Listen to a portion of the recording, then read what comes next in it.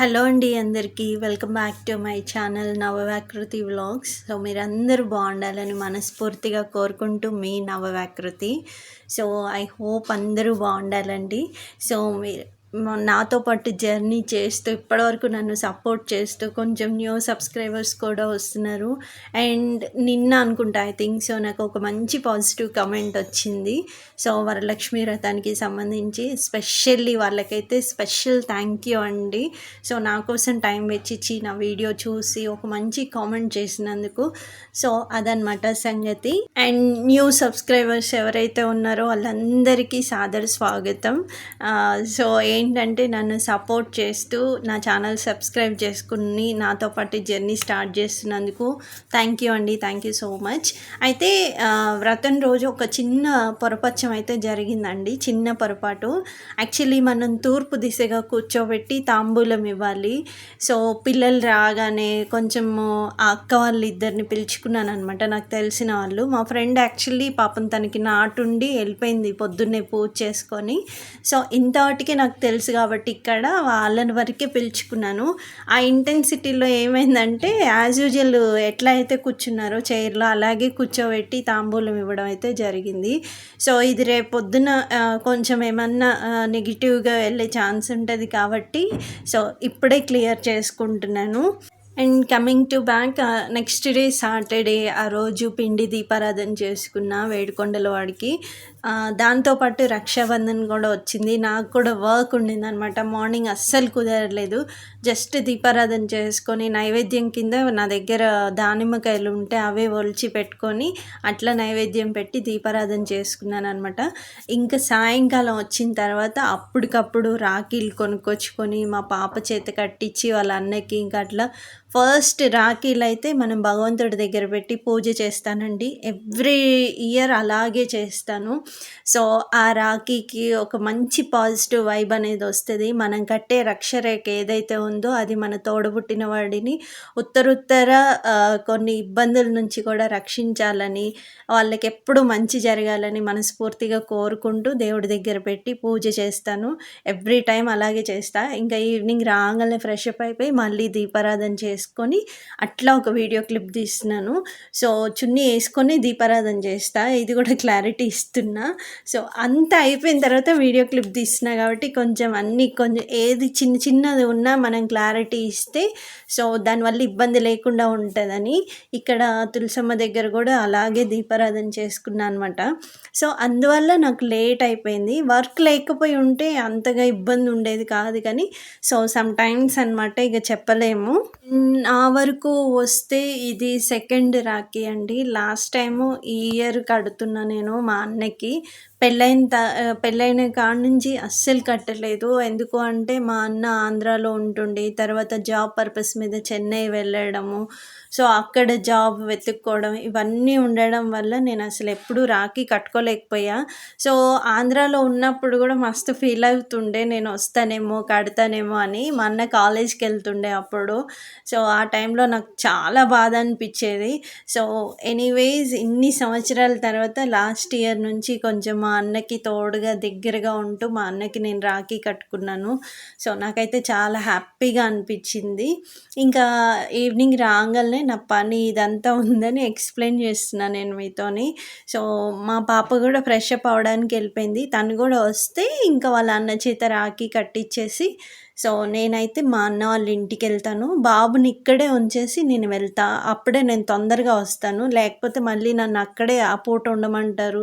మళ్ళీ మార్నింగ్కి నాకు వర్క్ ఉంటుంది, ఇబ్బంది అయిపోతుంది కాబట్టి సో తొందరగా దింపేస్తారు వాళ్ళైతే. అందుకని చెప్పేసి నేను బాబుని ఇక్కడే ఉంచి పెందలాడ వెళ్దామని స్టార్ట్ అయిపోయాను అనమాట. ఇక్కడ దీపారాధన కోసమని నేను సెట్ చేశాను. ఇంకా రాఖీలు అవన్నీ మా పాప పెట్టుకుంది. సో లాస్ట్ టైము మా అన్నకి కూడా ఆడపిల్లలు లేరు కాబట్టి నేనే మా అల్లుళ్ళు ఇద్దరికి నేనే కట్టాను దూది రాఖీలు. ఈసారి మాత్రం మా పాప కడుతుందనమాట వాళ్ళకి. ఇంకే ఇట్లా దీపారాధన చేసి దేవుడి దగ్గర మళ్ళీ వాళ్ళ అన్నకి బొట్టు పెట్టి చక్కగా హారతి ఇచ్చి రాఖీ కట్టి అక్షింతలు వేయించుకుంటుంది. ఇక్కడ మా బాబుకి వచ్చిన ఆలోచన చూసి నేనైతే చాలా గర్వపడుతున్నా. ఏంటంటే వాడు ఫస్ట్ టైము డ్రాయింగ్ కాంపిటీషన్‌లో విన్ అయ్యి మనీ అయితే ఎర్న్ చేశాడు కదా! ప్రైజ్ మనీ కింద రూ. 100 వచ్చాయి కదండీ! సో, అందులో ఒక రూ. 50 వాళ్ళ చెల్లికి ప్రెజెంట్ చేస్తాను. రూ. 50 నేను ఉంచుకుంటామమ్మ నాకేదన్నా అవసరాని కోసం అని చెప్పినప్పుడు నేను చాలా ప్రౌడ్‌గా ఫీల్ అయ్యాను. సో, ఇదంతా మదర్ నుంచి, పేరెంట్స్ నుంచి వస్తదండి. ఎప్పుడు నేను ఇస్తూ ఉంటా డబ్బులు చెల్లికి నాన్న గిఫ్ట్ కింద అని చెప్పేసి. ఇప్పుడు వాడికి ఆలోచన రావడం నాకు చాలా హ్యాపీగా అనిపించింది. వాడు సొంతంగా కష్టపడి ప్రైజ్ మనీ కింద వచ్చిన మనీలో హాఫ్ అమౌంట్ వాళ్ళ చెల్లికి షేర్ చేసి ఇవ్వడం అనేది చాలా హ్యాపీగా అనిపించిందనమాట. సో, ఇంకొక విషయం ఏంటి అంటే ప్రతి ఒక్క ఆడపిల్లకి ఎస్పెషల్లీ పెళ్ళైన వాళ్ళకి నేను చెప్పేది ఏంటి అంటే ఇండిపెండెంట్‌గా ఎంతో కొంత మనీ అనేది ఎర్న్ చేసుకుంటూ ఉంటే మనము ఎవ్వరిని అడగాల్సిన పని లేదు. నేను మా పుట్టింటికి వెళ్తా, మా అన్నకి రాఖీ కడతా ఇట్లాంటి అడిగి తీసుకెళ్ళాల్సిన అవసరం ఉండదు. వాళ్ళేమో మీ అన్నకి రాఖీ కట్టకపోతే ఇప్పుడు ఏమైతది? మీ అన్న ఎంత ఇస్తాడు? ఎంత ఇస్తాడు? ఎంత ఇవ్వరు అనేది మ్యాటర్ కాదండి. అన్నకి, చెల్లికి ఉండే ఒక అనుబంధం దాన్ని బిల్డప్ చేసుకోవాలి. జీవితాంతం అన్నకి చెల్లి మీద ఉండాలి, చెల్లికి అన్న మీద ఉండాలి, అక్కకి తమ్ముడికి కూడా అంతే. సో, మన పైసలంటూ మనం సంపాదించుకుంటే ఎవరికి జవాబు ఇవ్వాల్సిన అవసరం లేదు, ఎవరిని అడగాల్సిన అవసరం లేదు.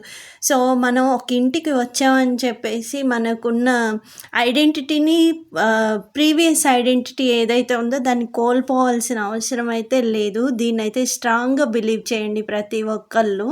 సో, ఎప్పుడైతే ఒకళ్ళ మీద డిపెండ్ అయి ఉంటామో వాళ్ళు ఇవ్వాల్సి వస్తుంది కాబట్టి ప్రతిదానికి వంకలు పెడతారు, ఎటకారంగా పుల్లిరుపు మాటలన్నీ మాట్లాడతారు. సో, అట్లాంటివి కూడా భరించుకుంటూ ఉండాల్సి వస్తుంది మనకంటూ చేతిలో అమౌంట్ లేని రోజున. సో, ఈ విషయంలో ప్రతి ఒక్కళ్ళు ఇండిపెండెంట్‌గా మీకంటూ ఒక అమౌంట్ అనేది ఎర్న్ చేసి మీరు సొంతంగా వెళ్ళి ధైర్యంగా మీ అన్న బాగుండాలని, మీ తమ్ముడు బాగుండాలని, మీ తోడబుట్టిన వాళ్ళందరూ బాగుండాలని మనస్ఫూర్తిగా కోరుకొని రక్షరేఖ కట్టి రండి. అదే భగవంతుడు మీకు 1000 రెట్లు కలిగిస్తాడు, అంతకింత డబల్ చేసి. సో, ఇక్కడ ఇంకొక విషయం కూడా నేను షేర్ చేసుకుంటానండి. ఎవ్వరూ కూడా డబ్బులు ఎక్కువయ్యి రాఖీలు కట్టరు. సో, ఏంటి అంటే మనము మన తోడబుట్టిన వాడి క్షేమం కోరుతూ ఆప్యాయతగా ఒక రూపాయికి ఇంకొక రూపాయి కలిపి మంచిగా కట్టుకోవాలన్న సదుద్దేశంతోనే ఎవరైనా రాఖీ కొంటారనమాట. అయితే ఈసారి కొంచెం నేనేం చేశానంటే ఫస్ట్ నేను జాబ్‌లో జాయిన్ అయినప్పుడే కొంచెం అమౌంట్ అనేది తీసి పక్కన పెట్టాను. జాబ్ అంటే అది చిన్నదా? పెద్దదా? క్వెషన్ మార్క్ తీసి పక్కన పెడితే సో, ఫస్ట్ నేను తీసుకున్నాను మా అన్నకి ఈసారి వెండి రాఖీ కొని కట్టాలని. ఎందుకు అంటే మామూలు రాఖీ అయితే తీసి కొన్నాళ్ళకి పక్కనేయటమో, అది పడేయటమో ఇట్లా జరుగుతూ ఉంటదనమాట. సో, వెండి రాఖీ అనేది ఒకటి తీసుకుంటే ఎప్పుడన్నా ఉత్తరోత్తర పరిస్థితులు బాలేక నేను కట్టలేని స్థితిలో ఉన్నప్పుడు, కట్టలేకపోయినప్పుడు మా అన్న దాన్ని మా చెల్లి కట్టింది ఒకానొక టైంలో అని మళ్ళీ దాన్ని ధరించడం కానీ, లేకపోతే గుర్తుగా పెట్టుకోవడం కానీ ఇట్లా జరుగుతుంది. పడేయలేడు కదా అన్న ఇంటెన్షన్‌తోని ఈసారి నేనైతే కష్టపడి రాఖీ కొని మా అన్నకి కట్టాననమాట. భగవంతుడి ఆశీర్వాదం ఉంటే నెక్స్ట్ టైం పాపం మా వదినకి కూడా కట్టాలి. ఎందుకు అంటే వాళ్ళిద్దరూ కలిస్తేనే ఒక మంచి ఫ్యామిలీ, ఒక మంచి బ్లెస్సింగ్స్ అనేవి నాకు వస్తాయి. సో, చూడాలి. ఈసారి మాత్రం మా వదినకి మామూలుది కట్టాను, మా అన్నకి మాత్రం వెండిది కట్టాననమాట. సో, అట్లా ప్రతి ఒక్కళ్ళు మీ తోడబుట్టిన వాళ్ళు బాగుండాలని మనస్ఫూర్తిగా కోరుకుంటూ నేను కూడా కోరుకుంటున్నాను. సో, ఎందుకు అంటే ఉన్న ఫ్యామిలీ రిలేషన్సే చాలా డెలికేట్‌గా ఉంటున్నాయి ప్రస్తుత సమాజంలో. సో, అలాంటి సిచ్యువేషన్స్‌లో ఉన్న రిలేషన్స్ ఏవైతే ఉన్నాయో అవి చాలా బిల్డప్ అవ్వాలని, చాలా స్ట్రాంగ్‌గా అవ్వాలని, మీరందరూ బాగుండాలని కోరుకుంటున్నా. సో, అట్లాగే నేను ఇంకా మా అన్న వాళ్ళ ఇంటికి వెళ్ళాను. ఇంకేమో తెలిసిందే కదా మంచిగా ఫామ్‌లో ఉంటుంది మా వదినైతే. ఇది చూస్తేనే నవ్వొస్తది నాకు. ఎనీవేస్ ఇంకా వాళ్ళిద్దరికీ అట్లా బొట్టు పెట్టి చక్కగా మా వదినకి రాఖీ కట్టి, మా అన్నకి కూడా కట్టి వాళ్ళిద్దరి బ్లెస్సింగ్స్ అయితే తీసుకున్నాం.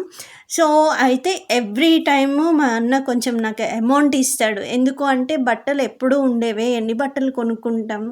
సో, వేసుకోవడానికి నార్మల్‌గా ఉంటే సరిపోతుంది. నేను ఏ పార్టీలకి, ఫంక్షన్స్‌కి వెళ్ళను కాబట్టి మా అన్న నాకు అమౌంట్ ఇస్తాడు. అది దేనికన్నా ఒక అవసరానికి వస్తుంది వస్తదని చెప్పేసి అమౌంట్ ఇస్తాడు. సో, ఈసారి అమౌంట్‌తో పాటు మా వదిన నా కోసం శారీ బుక్ చేసిందంట. సో, అది కూడా ప్రెజెంట్ చేసింది. చక్కగా వాళ్ళు ఇచ్చింది ఏదైతే ఉందో మంచిగా స్వీకరించి సంతోషంగా తీసుకొని ఇంటికొచ్చేసాను. So, that is my Rakhi celebrations. మీ రాఖీ మీరెలా సెలబ్రేట్ చేసుకున్నారు ఏంటిదనేది తప్పకుండా కామెంట్ బాక్స్‌లో షేర్ చేయండి.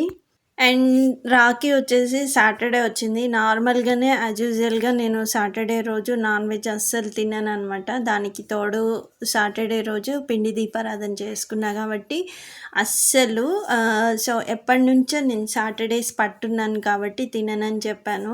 ఇంకా అట్లా మా అన్న కూడా కొంచెం ఫీల్ అయినాడు. సో, ఏది ఎలా ఉన్నా ఎట్లా ఫీల్ అయినా కానీ ఇక మా వదిన మార్నింగ్ ఆలుగడ్డ కర్రీ చేసిందంట. వేడివేడిగా అన్నము, ఉల్లికారం చేసింది. సో, అట్లా నేను వాళ్ళ ఇంట్లో డిన్నర్ చేసుకొని మళ్ళీ రిటర్న్ అయితే అయిపోయాననమాట. సో, ఫీల్ అవ్వాల్సిన పనేమీ లేదు. ఎందుకు అంటే రెగ్యులర్‌గా అప్పుడప్పుడు వస్తూ ఉంటా. ఎప్పుడన్నా నాకు అవసరమైతే వెళ్ళి కలుస్తాను. వాళ్ళు వస్తారు కాబట్టి నో ప్రాబ్లమ్ అనమాట. నన్ను చూడడానికి అప్పుడప్పుడు వస్తారు కాబట్టి సో, ఎప్పుడైనా పార్టీ చేసుకోవచ్చు. బట్ కుదిరినప్పుడు ఏం కాదు. సో, అదొక్కటి. మీరందరూ ఇంకొకటండి, ఒకవేళ చెల్లికి కానీ, అక్కకి కానీ కుదరకపోతే దయచేసి ఏమన్నా మీకు పొరపచ్చాలు ఉన్నా సరే అవన్నీ పక్కన పెట్టి సంతోషంగా వాళ్ళ ఇంటికి వెళ్ళైనా రాఖీ కట్టించుకోండి. ఒకవేళ అవతల వాళ్ళ ఇంట్లో ఏమన్నా పంపలేని పరిస్థితిలో ఉన్నా, పంపలేకపోయినా మీరు వెళ్ళి మీ చెల్లెలతో రాఖీ కట్టించుకోండి. సో, ఆ చెల్లికి కలిగే ఆనందం అంతా ఇంత కాదు. సో, ఒక్క కాల్ చేసి అడగండి, అమ్మ వస్తున్నావా ఈరోజు రాఖీ కట్టడానికి, లేకపోతే నన్ను రమ్మంటావా అనని అడిగి చక్కగా పిలవండి రాఖీ కట్టించుకోవడానికి. మీరు పోయి కట్టించుకున్నంత మాత్రాన మీకు ఈగో తరిగిపోయేది, పెరిగిపోయేది ఏమీ ఉండదు. సో, ఇది ప్రతి ఒక్క బ్రదర్ అర్థం చేసుకోవాలి. ఎందుకు అంటే ఇది రక్త సంబంధం అండి. మధ్యలో ఎవరి ద్వారానో వచ్చి అట్లా యాడ్ అయ్యేది కాదు కదా. చిన్నప్పటి నుంచి మీతో పాటు పుట్టి పెరిగి మీతో అన్నీ షేర్ చేసుకొని మీతో కష్టంలో, సుఖంలో, దుఃఖంలో అన్నిట్లో తోడుగా ఉంటారు కాబట్టి సో, మీ చెల్లెల ఇంటికో, మీ అక్క ఇంటికో వాళ్ళు పిలిచినా పిలవకపోయినా ఆ రోజు వెళ్ళి చక్కగా రాఖీ కట్టించుకొని రండి. ఒక్క రోజులో వచ్చిపోయేది ఉంటే మాత్రం ఏమవుతుంది, చక్కగా వెళ్ళండి. ఎన్నో రోజులు వేస్ట్ అవుతూ ఉంటాయి మన లైఫ్లో. ఆ ఒక్కరోజు లీవ్ పెట్టుకొనైనా వెళ్ళి మా చెల్లెల దగ్గరికి వెళ్ళాలి, మా అక్క దగ్గరికి వెళ్ళాలని వెళ్ళి కట్టించుకొని రండి. ఆ ఆనందం అసలు మీరు చెప్పలేరు. ఒకసారి అలా ట్రై చేయండి. అక్కే వచ్చి కట్టాలి, చెల్లెలే వచ్చి కట్టాలి, లేకపోతే కట్టలేదు ఏంటి ఇట్లా అనుకోవద్దు అసలు. వాళ్ళెందుకు రాలేకపోయారో, వాళ్ళకేం ఇబ్బంది ఉందో అని ఒక్కసారి ఆలోచించండి. సో, మీ చెల్లెల దగ్గరికి, మీ తోడబుట్టిన వాళ్ళ ఇంటికి వెళ్ళడానికి మీకేంటండి? తన దగ్గరికి వెళ్ళడానికి మీకేంటి చెప్పండి? సో, ఇది కూడా ఒక్కసారి ఆలోచించండి. సో, ఫైనల్‌గా అయితే నా రాఖీ సెలబ్రేషన్ అయితే ఇట్లా జరిగింది. మా పాప కూడా ఇంకా వాళ్ళిద్దరికీ కట్టేసిందనమాట. మా అన్నయ్య అయితే డ్రెస్ కొనుక్కో అని దానికి కూడా డబ్బులు ఇచ్చాడు.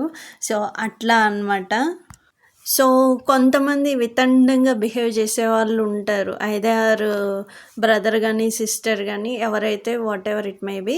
సో, అట్లాంటి వాళ్ళ గురించి చెప్పట్లేదు. నార్మల్‌గా జనరల్‌గా ఉంటూ చిన్న చిన్న ఏమైనా డిస్టర్బెన్స్ వస్తూ ఎక్కడికక్కడ అటు వాళ్ళు అటు, ఇటు వాళ్ళు ఇటు ఉండిపోతారు కదా. అలాంటి బ్రదర్ అండ్ సిస్టర్కి మాత్రమే చెప్తున్నాను.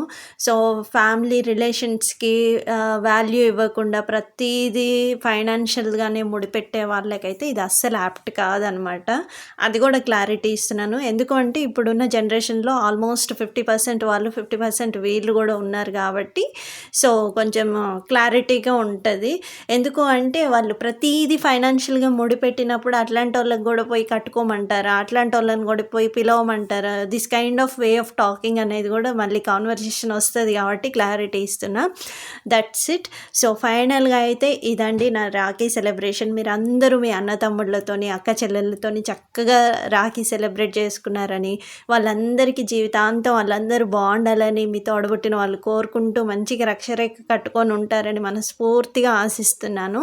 సో, ఫైనల్గా అయితే ఇది సో, అందరికీ మరొకసారి కొత్తగా వచ్చిన సబ్స్క్రైబర్స్ ఎవరైతే ఉన్నారో వాళ్ళందరికీ థ్యాంక్ యూ అండి. Thank you so much. So, నా వీడియోస్ కనుక మీకు నచ్చినట్టయితే ఆల్ ఓవర్ లాంగ్ వీడియోస్‌లో మీకు ఎక్కడైతే వే ఆఫ్ టాకింగ్ అని, ఎక్కడైతే ఏ బిట్ బావుంది, ఏ కన్వర్జేషన్ బావుంది, ఏంటిదనేది ప్రతి ఒక్కటి మీకు ఎక్కడ నచ్చినా, ఏది చెప్పాలనుకున్నా, ఏమైనా సజెస్ట్ చేయాలన్నా మీరు అయితే తప్పకుండా కామెంట్ బాక్స్‌లో కామెంట్ చేయొచ్చు. సో, నా వ్లాగ్స్ గనుక మీకు నచ్చినట్టయితే ప్లీజ్ దయచేసి సపోర్ట్ చేయండి, లైక్ చేయండి, షేర్ చేయండి అండ్ ఎంకరేజ్ చేయండి. మీ ఎంకరేజ్‌మెంట్ ఒక్కటుంటే చాలు. సో, మళ్ళీ వీడియోస్ చేయాలనిపిస్తది. ఎంతో కొంత ఎఫర్ట్ పెట్టాలనిపిస్తదనమాట. సో, ఫర్దర్‌గా మీరేదన్నా చూసి వీడియోస్ లైక్ చేయడం, షేర్ చేయడం, సబ్స్క్రైబ్ చేసుకోవడం వల్ల యూట్యూబ్ కూడా నా ఛానల్‌ని రికగ్నైజ్ చేస్తదనమాట. 10 మందికి ఏమంటారు షేర్ చేస్తది. సో, అదనమాట సంగతి. ఇంకా ఇంతటితో ఈ వ్లాగ్ అయితే ఎండ్ చేస్తున్నాను. మరొకసారి అందరికీ రాఖీ పూర్ణిమ శుభాకాంక్షలండి. So, it's my humble request అండి. లాస్ట్ అండ్ ఫైనల్ మీకు కనుక నా ఛానల్ నచ్చితే ప్లీజ్ సపోర్ట్ చేయండి. సో, ఇంతటితో ఈ వ్లాగ్ ఎండ్ చేస్తున్నాను. మరొక మంచి వీడియోతో కలుస్తానండి. లక్ష్మీరమణ గోవింద గోవింద. ధన్యవాదాలండి. మరి ఉంటాను. నమస్తే. థ్యాంక్ యూ అండి. Thank you so much.